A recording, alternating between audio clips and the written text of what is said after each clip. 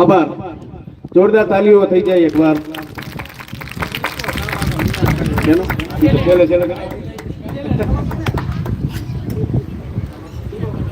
LKG UKG અને KG ના બાળકોનું ઇનામ વિતરણ થયા બાદ